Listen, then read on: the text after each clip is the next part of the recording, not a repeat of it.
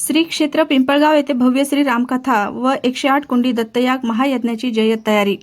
नांदेड जिल्ह्यातील हदगाव तालुक्यातील श्री क्षेत्र पिंपळगाव येथे श्री दत्त मंदिर संस्थानच्या वतीने मार्च महिन्यात आयोजित भव्य दिव्य श्री रामकथा श्री 108 कुंडी दत्तयाग महायज्ञ व नाम संकीर्तन सोहळ्याच्या पूर्वतयारी बैठकीला उत्स्फूर्त प्रतिसाद मिळाला।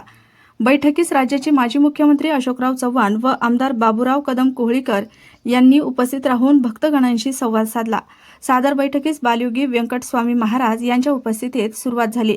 यंदा होणाऱ्या भव्य दिव्य श्री रामकथा धार्मिक कार्यक्रम यशस्वी करण्यासाठी सर्वांनी एकजुटीने काम करण्याचे आवाहन यावेळी करण्यात आले।